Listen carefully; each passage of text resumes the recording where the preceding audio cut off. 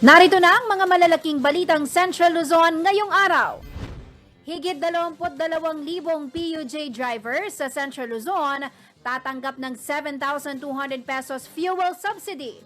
Ilang tsuper, sinabing di raw to sapat. Dinalungan Aurora, kinilala ng BFAR Region 3 dahil sa malinis na coastal area. 1 milyong pisong cash grant, ilalaan sa gamit pangisda.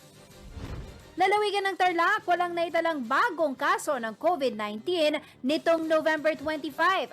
11 bayan, wala ng active cases. At pagbibigay ng COVID-19 booster shot sa mga medical frontliners, sinimula na sa Angeles City.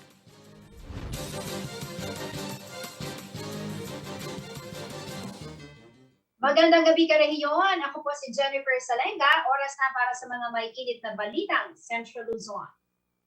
Matapos ang halos 2 taon, walang naitalang daily COVID case sa buong probinsya ng Tarlac. Gumaganda man ang sitwasyon sa lalawigan, patuloy naman pong hinimok ng Provincial IATF ang iba pang Tarlacenyo na magpabakuna. Ongoing din ang kanilang kampanya para sa gaganaping nationwide bayanihan bakunahan program sa susunod na linggo. Si Rainiel Pawit ang may report. March 26, 2020 nang maitala ang unang kaso ng COVID-19 sa lalawigan ng Tarlac. Ang pasyente ay isang 75-year-old na ginang mula sa bayan ng Paniki. Simula nooy tuloy-tuloy na ang pagtaas ng COVID cases ng probinsya. Subalit matapos ang 22 buwan, nitong November 25 ay walang recorded COVID-19 case sa buong lalawigan. 11 munisipalidad na rin ang back to zero na ang talaan ng active COVID-19 cases. Kabilang dyan ang Concepcion, Paniki, Camiling, Victoria, Bamban, Pura, Moncada, Santa Ignacia, San Clemente, Ramos at San Manuel. Sa isang mensahe, pinabatid ni Governor Susan Yap ang kanyang kaligayahan na pababa na ang kaso ng COVID-19 sa probinsya. Subalit paghihikayat nito sa mga Tarlacenyo na huwag mag-atubiling tumanggap ng COVID vaccines. Ayon sa gobernadora, 15 sa 16 na admitted cases sa lalawigan ay napag-alamang hindi pa bakunado kontra COVID. Sa huling COVID vaccine report ng Tarlac, 441,288 na Tarlacenyo ang fully vaccinated. Halos kalahating porsyento na ng nasa 1 milyong target population upang makamit ang herd immunity. Nitong November 25, nasa 110 ang bilang ng aktibong kaso ng COVID-19 sa Tarlac. Katumbas ito ng 0.58% ng higit 18,000 na total confirmed cases. 831 naman ang namatay at 17,814 ang gumaling na. Samantala, patuloy rin ang kampanya ng Provincial IATF upang makilahok ang mas maraming Tarlacenyo sa Bayanihan Bakunahan Program ng National Government na gagawin sa November 29 hanggang December 1. Para sa mga nais magpabakuna, maaaring pumunta sa pinakamalapit na Rural Health Unit upang magpalista. Pwede ring mag-register sa mata.wah.ph o hindi naman kayo tumawag sa local vaccination hotlines na naka-flash sa inyong screen. Rainiel Pawid, CILTV News. Sinimula na ng City Government ng Angeles ang rollout ng COVID-19 booster shot para sa mga medical frontliner. Paraan daw ito upang higit na mabigyang proteksyon ang mga health workers sa syudad na sumasabak sa krusada kontra pandemya. Narito ang report.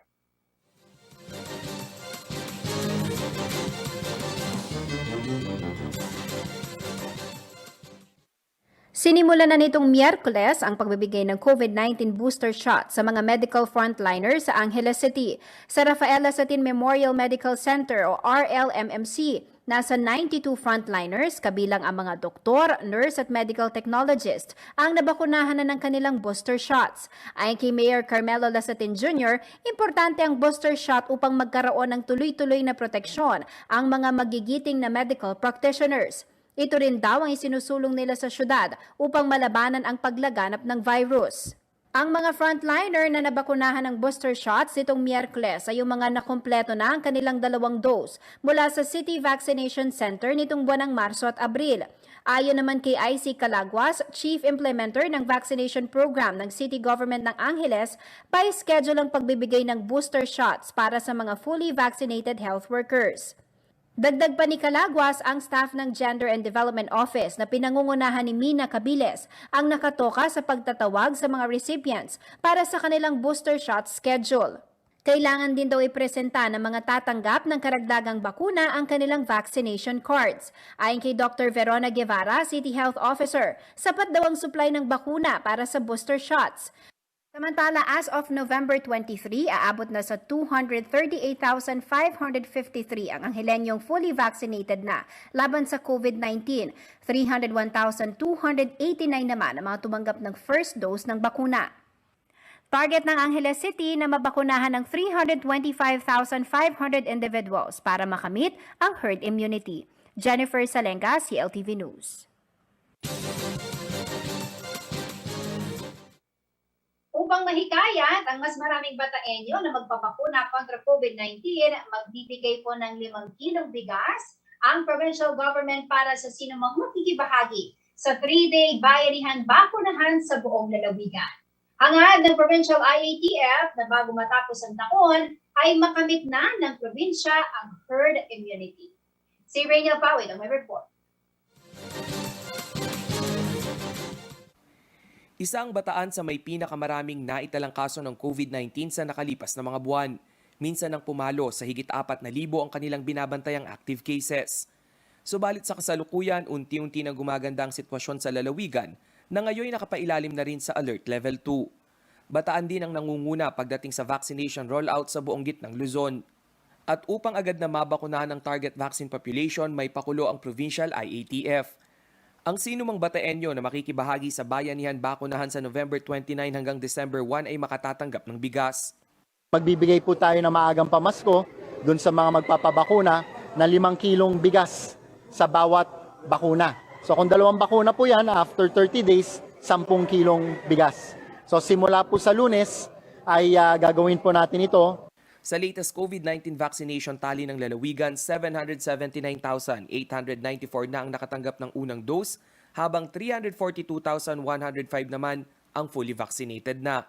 Nasa 200,000 Bataenyo pa ang kinakailangan na mabakunahan upang makamit ang herd immunity. Ongoing na rin ang dialogo sa mga LGU at local IATF upang maihanda ang nasa 30 vaccination area at Vax on Wheels ng lalawigan. Sa loob ng halos 3 buwan, unti-unti nang bumababa ang kaso ng COVID-19 sa lalawigan ng Bataan. September 2 nang pumalo sa 4,297 ang active COVID-19 cases sa probinsya. Kaakibat niya na ang samut-saring striktong quarantine protocol sa lugar. September 23 natapisan muli ang bilang ng higit 1,000 kaso at naging 3,199 ang aktibong kaso. October 4 nang muli itong bumaba sa 2,578. October 25 below 1,000 mark na ang mga numero na nasa 984. At nitong ang November 22 mas bumaba pa ito sa 178 active cases. Rainiel Pawid, CLTV News. Sa pagbabalik ng CLTV News, dinalungan kinalala ng Before Region 3 dahil sa malinis na coastal area. 1 milyong pisong cash grant ilalaan sa gamit pangisda. Higit 22,000 PUJ drivers sa Central Luzon tatanggap ng 7,200 pesos fuel subsidy. Ilang super, sinabing di raw ito sapat. Manatiling nakatutok para sa iba pang mga nangungunang balita ngayong araw.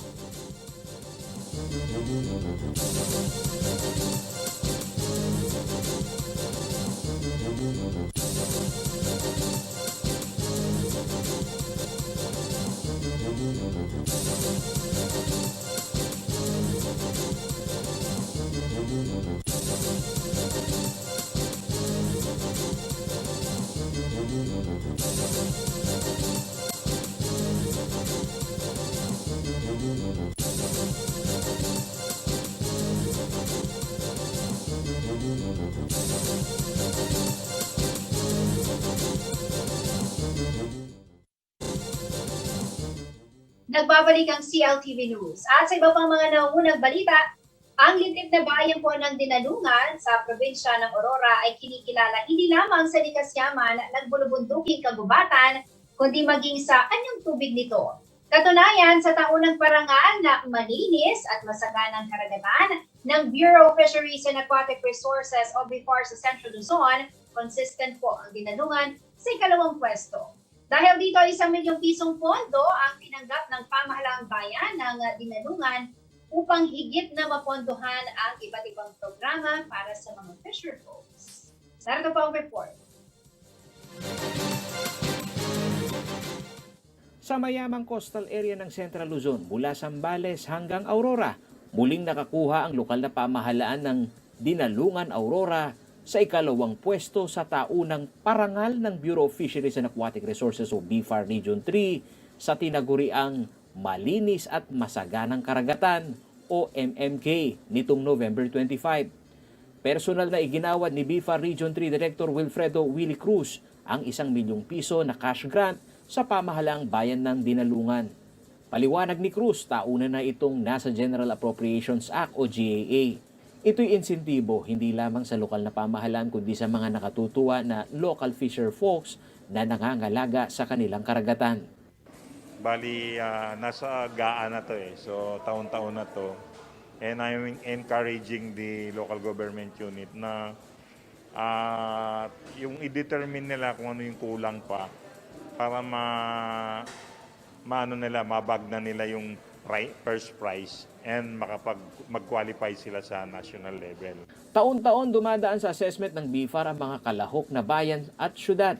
Dito iba't ibang pamantayan ang tinitignan, gaya na lamang ng kawalan ng presensya ng illegal fishing, pagsunod sa close fishing season, pagtatayo ng marine protected areas, malinis na katubigan at epektibong mangrove protection at rehabilitation program.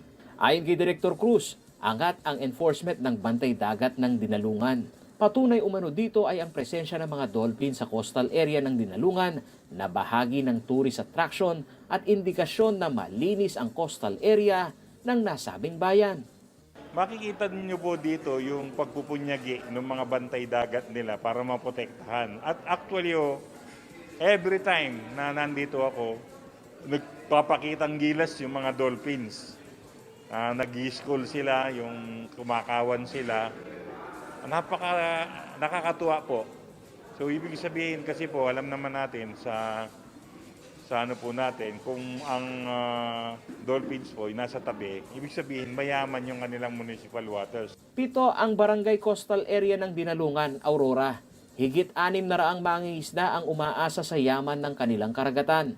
Para sa alkalde ng Dinalungan, kapos man umano sila sa budget para bantayan ito. Nagsisimula naman sa kanyang mga kababayan ang disiplina at mataas na kamalayan sa pangangalaga ng kanilang ikinabubuhay na nanggagaling sa dagat. Kaya ang pagkilala umano sa kanila ay bunga ng pakikiisa ng mga mangingisda at mamamayan ng Dinalungan. Kami po yung nagpapasalamat at kami kahit papaano sa maliit na bayan na sinasabi nga maliit ang ira, kahit kami dito na pagkaliit ay kayang-kaya namin sa pagtutulungan ng mamamayan ng Dinalungan sa mga programa at mga proyekto ng national government lalo na sa pangkaragatan programa. Samantala, bahagi ng insentibo sa mga mangingisda at bantay dagat ang 1 milyong pisong financial grant. Ito raw ay ilalaan sa pagbili ng makina ng motor ng bangka at gamit pangisda. Sa ayos na programa na may bababa po sa ating mga maliliit na mangisda, ito po ay makina para po sa pang-ayuda sa atin pong mga mangisda. At mga paraparnalya po, katulad ng lambat at iba pang mga kagamitang pangisda. Consistent ang bayan ng Dinalungan, Aurora sa ikalawang pwesto sa nakalipas na 3 taon sa programang MMK ng BFAR. Nanguna dito ang bayan ng Candelaria sa Zambales na nakakuha ng 2 million pesos grant. Ang programa umanong ito ng BFAR ay hindi lamang upang bigyan ng tulong pinansyal ang mga komunidad, kundi tulungan silang umakto sa pagpapabuti at pagpapayaman ng kalikasan sa karagatan. Paulo G. Santos, CLTV News. Dahil sa patuloy na pagtaas ng presyo ng produktong petrolyo, mabibigyan po ng fuel subsidy na nagkakahalaga ng 7,200 pesos ang higit 22,000 PUJ drivers sa Central Luzon. Pero hirit ng ilang mga tsuper, kulang pa ito dahil bukod sa walang humpay na oil price hike, hindi pa rin sila nakababawi noong magkaroon ng lockdown at matigil ang kanilang pasada. May detalye na balitang yan si Marion Lozano. Halos wala na raw kinikita ang jeepney driver na si Michael Turla sa maghapong pamamasada sa rutang Candaba-San Fernando araw-araw. Bukod kasi sa limitado lamang ang bilang ng mga pasahero dahil sa pandemya, labis-labis na rin daw ang itinaas ng presyo ng diesel na kanyang ikinakarga sa kanyang jeep. Wala na kami nasusobra eh. Alas mga 700 na lang ganyan, kakain ka pa. Mahal talaga ang diesel ngayon. Dati sir, magkano po yung kinikita ninyo? Mga nasa 1,000 ganyan. Upang matugunan ang mga problema ng gaya ni Turla, inulunsad ng Land Transportation Franchising and Regulatory Board o LTFRB ang Pantawid Pasada Program o PPP para sa mga jeepney driver. Sa ilalim ng naturang programa, tatanggap ng one-time fuel subsidy na nagkakahalaga ng 7,200 pesos ang mga PPP ATM card holder. Makikinabang daw dito ang mga lehitimong franchise holder at driver ng mga pampasaherong jeep. Sa Central Luzon, aabot sa higit 22,000 ang bilang ng mga benepisyaryo, habang 136,230 naman ang qualified beneficiaries sa buong bansa. Sa bilang na ito, 85,000 ang may active cash card. Yung mga wala pa, pwede raw magtungo sa land bank upang ma-process ang inyong cash card. Upang magamit ang fuel subsidy, ang mga tsoper ay dapat magpagasolina sa mga participating fuel outlets na may nakapaskil na PPP signage. Dito ay ipapakita nila ang kanilang PPP card sa gasoline attendant. I-verify naman ng gasoline attendant kung tugma ang plate number ng jeep at ang plate number na nakalagay sa card. Pagkatapos nito ay i-check ng attendant ang balance ng card at doon palang maaaring gasolinahan ng jeep. Pagkatapos nito ay isa-swipe muli ng gasoline attendant ang card upang ibawas ang halaga ng pinagasolina. Paraan daw ito upang matiyak na sa pagpapakarga lamang magagamit ang subsidiya.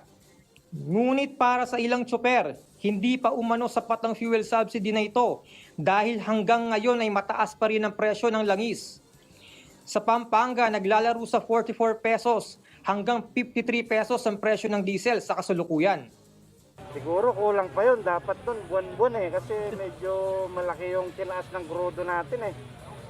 Buwan-buwan lalagyan nila ng pondo para naman makabawi-bawi yung mga driver at operator. Hindi pa rin dahil mataas pa ang diesel eh. Ang diesel talagang kahit wala yun basta bumaba lang yung diesel, okay lang. Samantala, sinabi naman ni LTFRB Chairman Martin Delgra na maaari pang magkaroon ng fuel subsidy sa susunod na taon kung saan maaari nang mapabilang ang iba pang pampasaherong sasakyan. Sinusulong ng kagawaran na mapasali yung ibang modes of public transport dito sa fuel subsidy program na programa. But there is a limitation in the law. However, during the budget deliberation sa Senado noong nakaraang Lunes, sinusulong nila na meron pang fuel subsidy sa susunod na taon at mas malaki pa na pondo. At para maisali din yung ibang modes of public transport. At we fully support, the Department of Transportation fully support the move of the Senate to add additional budget for that matter for the fuel subsidy program. Marion Luzano, CLTV News. Sa pagbabalik ng CLTV News, kilalanin ang kandidatong si Harvey Santiago, aspiring councilor sa Angeles City. Internet access, isa sa pangunahing pangangailangan ng mga college students. 1,200 na mag-aaral at tumanggap ng financial aid. Manatiling nakatutok at magbabalik ng CLTV News.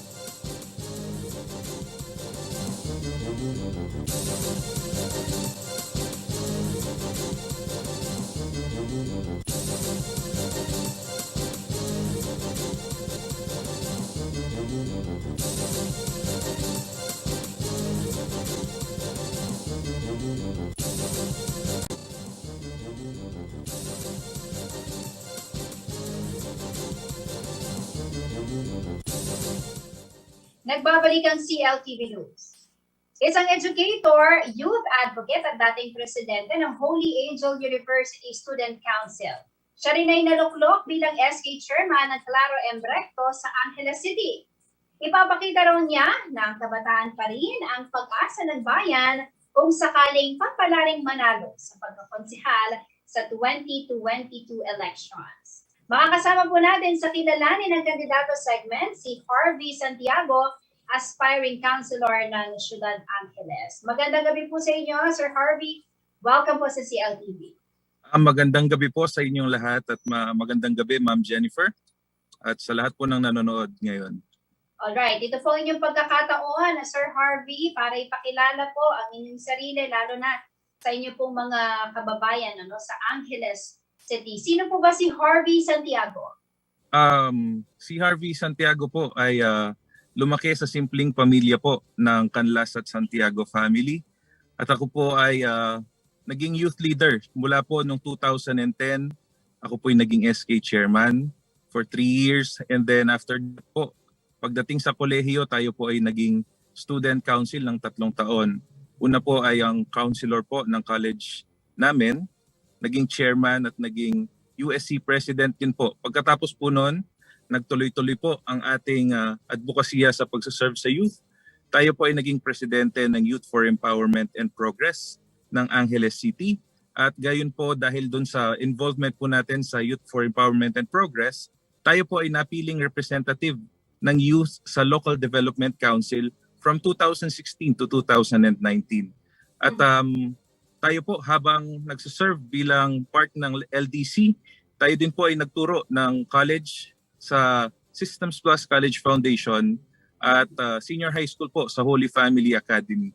So for the past 11 years until now, we are serving the youth sector po. No? So sa akin pong palagay, for that 11 years, I believe that experience alone, masasabi ko po na yung kasanayan ko when it comes to involvement sa youth, yun pong paano ko nakikilala ang kabataan at ano po yung kanilang mga pangangailangan na kilalang-kilala ko po ang mga kabataan. Mm-hmm. And well, tulad nga ng nabanggit natin kanina, sabi po ang kabataan ang pag-asa ng bayan. If I may just ask, Sir Harvey, ilang taon na po kayo? I am turning 27 this December. Mm-hmm. So tama po kayo, no? Naniniwala tayo na ang kabataan ang pag-asa ng bayan.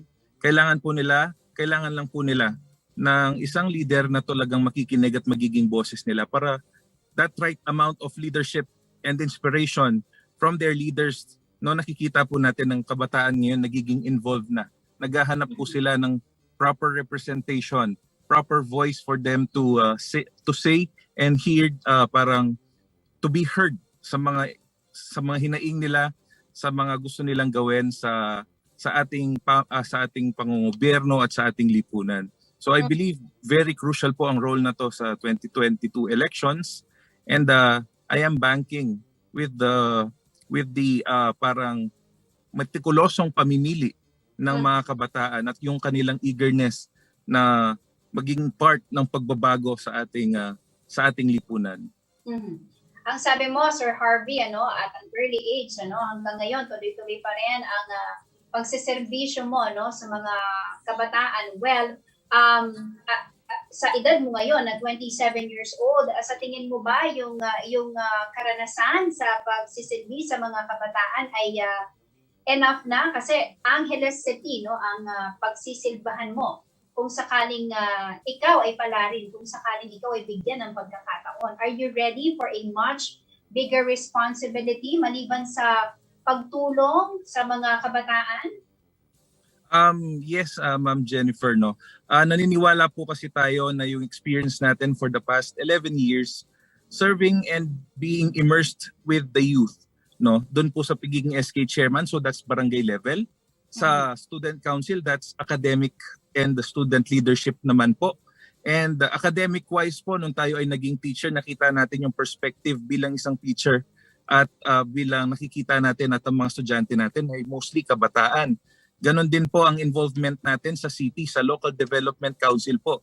So all I can say is that I am quite confident sa atin pong kakayahan at experience na I think it's the Angeles City deserves na yung mga leaders po nila may involvement sa grassroots level and different sectors po, no, sa different perspective po ng sektor na kanilang nire-representa, lalo na po sa usapin ng mga kabataan at edukasyon. So I believe my experience with those sectors and ganito pong trabaho I believe it will be a big plus kasi naiintindihan ko sila dun sa personal level, experience level po sa being a teacher, being a student leader, being a youth leader, and an organization leader po.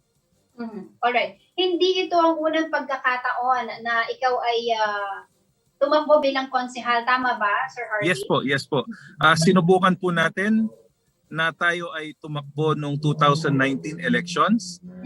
Siguro po dahil hindi pa tayo ganon kakilala nung pong panahon na yon. At siguro po yun, I think this is the right time na mas lalo po kasi nafe-feel ko at alam ko, nakikita ko din sa social media ang sentiments ng youth. The youth are much more involved today or this coming election more than the 2019 elections. I've seen it personally, and I believe this is the right time for me to say na this might be the chance na ma-hear out ang ating mga advokasya at maparating ito sa mga kabataan, lalong-lalo na sa mode ng ating kampanya ngayon or ng pagpapakilala ay hindi yung traditional. So we have banked on the social media itself na kung saan nandyan ang kabataan and they can interact with their candidates.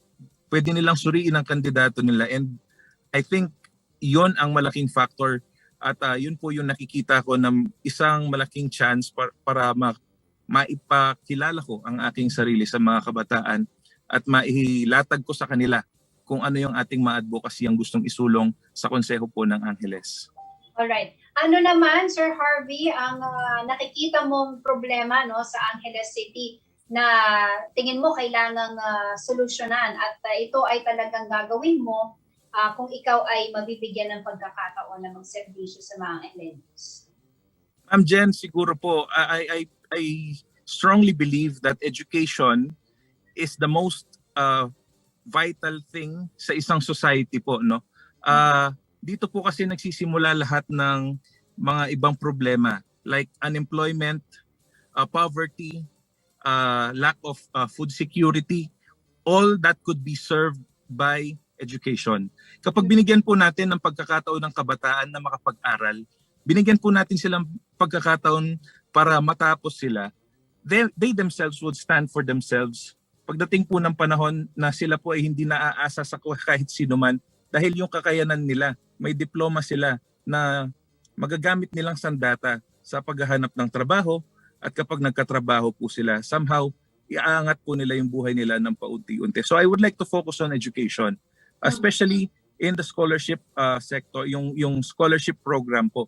Kailangan po malaki ang ating pondo sa scholarship program. Currently, I believe hindi po sapat.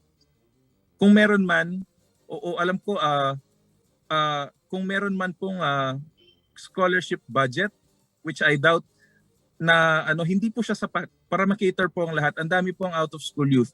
Secondly po, hindi lang siya dapat scholarship program, financial assistance, educational assistance. Marami po kasing kabataan ngayon na kahit scholar sila, yun pong pamasahe nila at yung pang gastos po nila sa araw-araw, hindi po nila afford.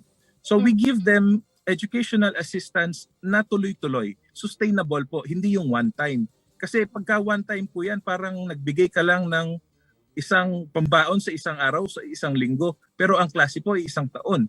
So dapat sustainable po yan. At magkaroon ng programa na talagang I aspire to have an office and a program that will eliminate the out-of-school youth rate in Angeles City po. Ang target po natin ay unti-unting mababawasan hanggang mawala po ang out-of-school youth rate ng Angeles City.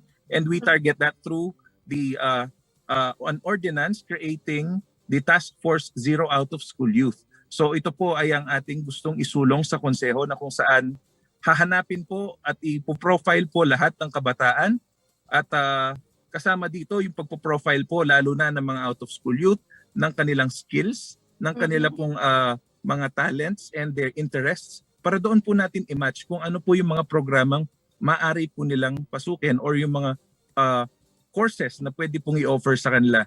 May it be formal education or through technical education and other short courses available online. Alright, hindi na po tayo magtataka no, kung yan ang isusulong ni Sir Harvey dahil isa po siyang guro, isa po siyang educator. Well, anyway, maraming salamat po Sir Harvey sa inyo pong panahon. Ayan, sa mga taga-Angeles, no? Lalo na sa mga estudyante, narinig nyo na po ang ilan sa mga plano o plataforma ni Sir Harvey no, para sa May 2022 elections. Maraming salamat po Sir Harvey at good luck po sa inyong kandidatura. Thank you po, Ma'am Jen, and thank you CLTV 36 news team po for giving us the avenue for us to introduce ourselves and our advocacies. At malaking bagay po ito. Maraming salamat po sa inyo lahat. You're welcome, sir. Ingat po kayo. Thank you po. Mga karehiyon, Harvey Santiago, aspiring city councilor ng Angeles City. Samantala sa ibang balita, isa sa pangunahing pinaglalaanan ng budget ng mga magulang at estudyante ngayong pandemya ay ang internet allowance o pagbili ng cellular data para sa online schooling. Kaya naman ang scholarship aid na ipinamahagi sa 1,200 college students ng Bacolod, Pampanga, halos lahat ay mapupunta upang magkaroon ng internet access ang mga mag-aaral. Ang sitwasyon ay ilang mag-aaral ngayong panahon ng pandemya, ating alamin sa report ni Reniel Paulo.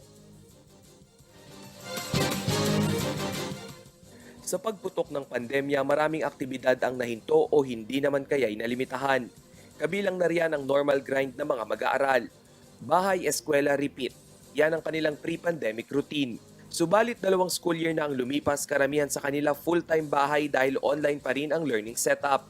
Kaya naman laking pasalamat ng 1,200 college scholars ng lokal na pamahalaan ng Bacolor nang matanggap na nila ang kanilang 2,000 pesos scholarship aid para sa semester na ito. Tiyak na sa nakuhang financial assistance ay may tatawid na raw nila ang pagbayad ng internet services. Since nasa bahay po, kailangan namin magbayad ng internet. Yung sa gadgets po namin, kailangan namin nag-upgrade palagi. Since yung technology nga po pabago-bago, kailangan nakakasabay po kami sa pagbabago, yung sa update at updating po. Yung pang-internet lang po, kailangan ay pang-data, pag kailangan po na, kailangan po, kaya po importante po yung financial assistance nito.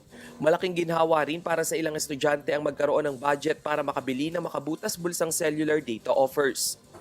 Sobrang laking tulong po nun, lalo na po sa amin, kinakapos po minsan sa panggastos sa pag-aaral. Lalo na po kami, data lang po yung ginagamit sa pag-aaral. Batid naman ng lokal na pamahalaan ang hirap ng maraming college students lalo na't nasa kanilang bayan. Ang main campus ng isa sa pinakamalaking pamantasan sa Pampanga, ang Don Honorio Ventura State University. For this second semester, 1,200 college students ang binibigyan natin ng financial assistance. Ito may tuloy-tuloy every semester. Key to success is education. Kaya tayo namumuhunan na sa edukasyon ng ating mga kabataan. Mariing ipinaalala ng alkalde na walang maintaining grades ang kanilang mga scholar. Marapat lamang umano na maipasa ng mga ito ang kanilang bawat subject upang magpatuloy ang kanilang scholarship grant. Samantala, sa kabila ng unti-unting pagluwag ng quarantine restrictions, may dialogo na rin umano sa pagitan ng DAVSU, National IATF, Commission on Higher Education, at local government unit para sa limited face-to-face classes. Marapat lamang umanong handang pasilidad ng eskwelahan sa makabagong face-to-face learning setup upang hindi malagay sa panganib ang buhay ng mga mag-aaral at school personnel. Kung ako masusunod, gusto ko na ng face-to-face kasi naman, nabaksin naman halos yung mga ating mga kababayan, provided talagang susunod sila sa health protocol natin. Una nang sinabi ng DAVSU management na naghahanda na sila sa limited face-to-face learning mode. Kabilang sa kanilang paghahanda ay ang pagtanggap ng COVID vaccine ng higit 90% ng kanilang school personnel at ang mass vaccination drive para sa lampas 40,000 nilang mag-aaral. Nangako na raw ang provincial government ng 40,000 COVID vaccine subalit ipamamahagi ito ng staggered scheme. Target nila na sa susunod na school year ay makababalik na sa campus ang maraming bilang ng mga mag-aaral. Reniel Pawid, CLTV News. Sa pagbabalik ng CLTV News, WHO nanawagan sa mga local government unit na ipagpatuloy ang pagpapatupad ng COVID safety measures. Manatiling nakatutok at magbabalik. CLTV News.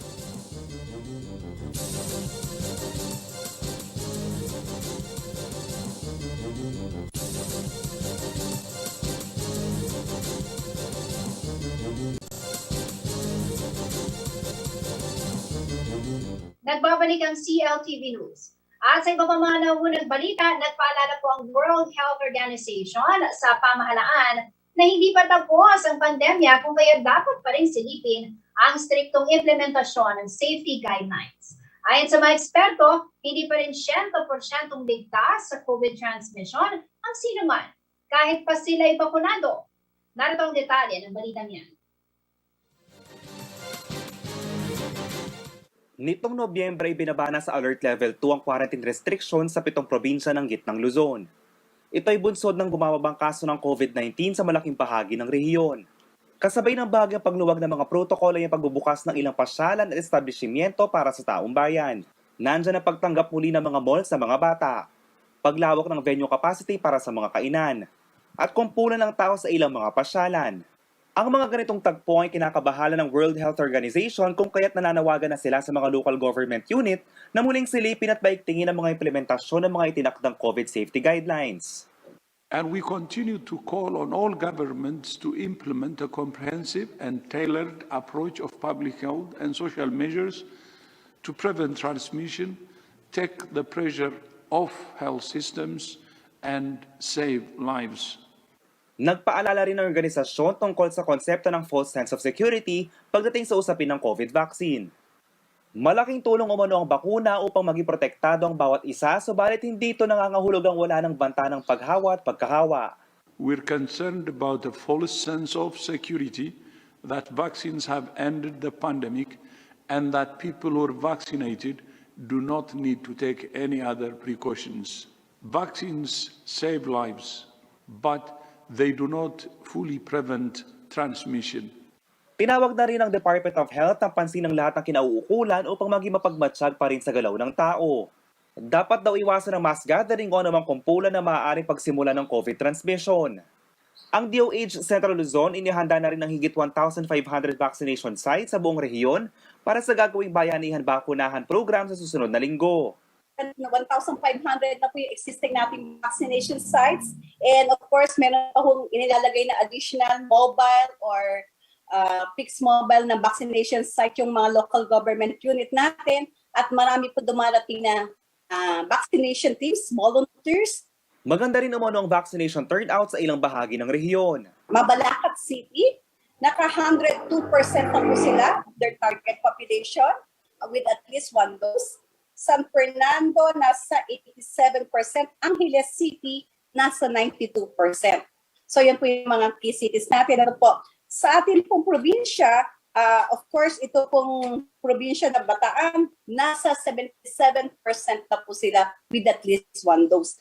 Sa buong gitnang Luzon, 46.83% ang target vaccine population ng fully vaccinated na kontra COVID-19.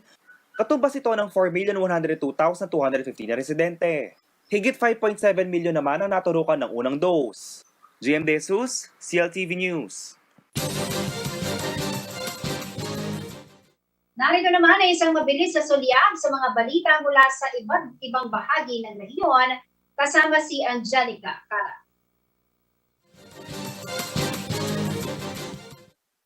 Sinimulan na ng Department of Public Works and Highways o DPWH ang pagsasaayos ng tulay na may budget na 56.16 million pesos sa Barangay Bayanihan sa Bayan ng Maria Aurora. Ayon kay Aurora District Engineer Roderick Andat, ang konstruksyon ng mas maayos at konkretong tulay ay isa sa pangunahing proyekto ng DPWH sa nasabing bayan. Ang Bayanihan Bridge ay may sukat na 262.20 meters para sa roadway at bridge structure na 477 square meters. Layunin rin ng proyekto na maglagay ng flood control, barrel box culverters na may habang 220 meters sa kaliwa at kanang bahagi ng Maria Aurora River. Kasama ring itatayo ang stone masonry upang mas mapatatag at magkaroon ng proteksyon ng tulay sa mga bitak at pagguho. Tiniyak ng Department of Science and Technology o DOST na mapapakinabangan sa pagbangon ng micro, small and medium enterprises o MSMEs ang mga proyektong pinondohan nito sa Bulacan State University. Sa pagbisita ni DOST Secretary Fortunato de la Peña sa Pamantasan, bilang bahagi ng pagdiriwang ng National Science and Technology Week, binigyang diin niya na ang pagtulong sa mga MSMEs ay puhunan na rin para sa mga susunod na henerasyon ng mga human resources at entrepreneurs. Ang Regional Food Innovation Center ay ang pasilidad ng bulso na tumutulong sa mga MSMEs na maisaayos ang pagpapakete ng isang produktong likha sa kanayunan. Umabot na sa 8.2 milyon ang halaga ng naitulong ng DOST sa naturang pasilidad.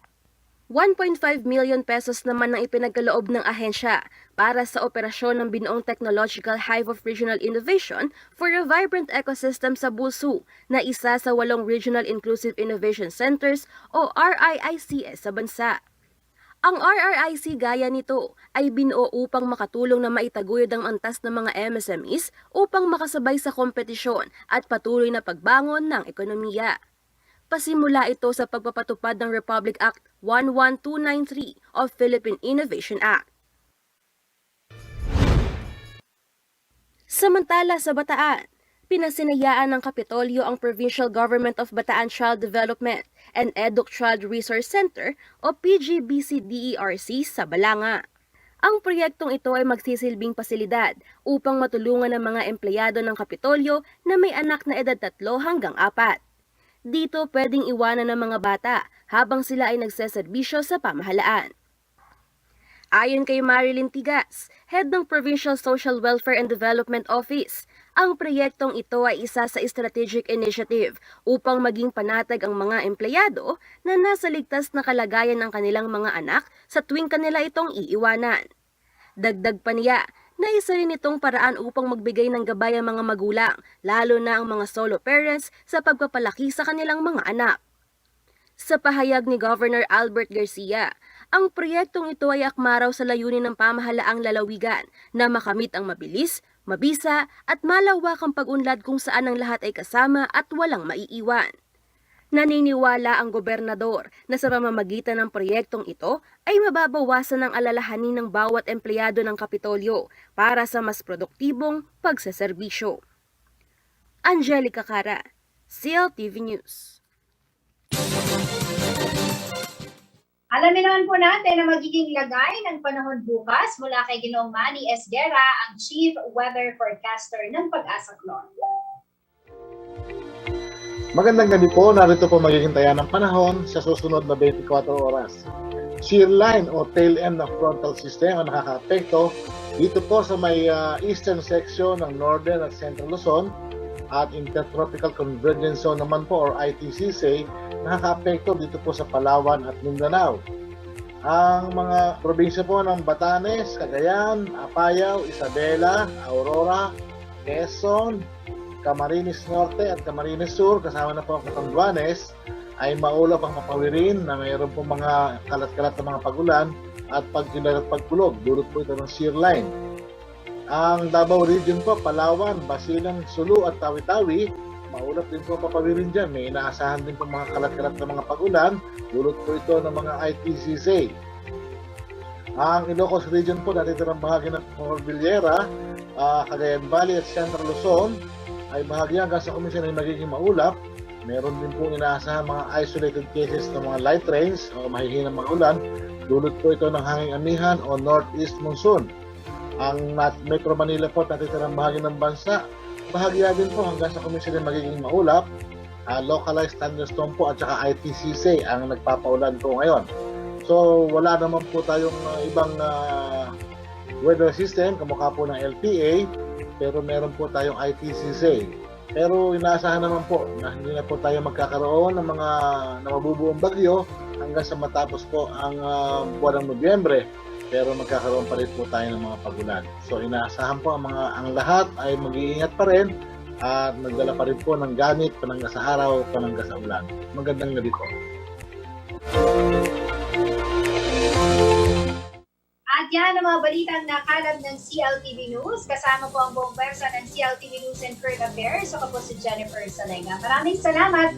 Mga karehiyon, 29 days. Salamat po at Pasko na. Happy weekend po sa inyo lahat.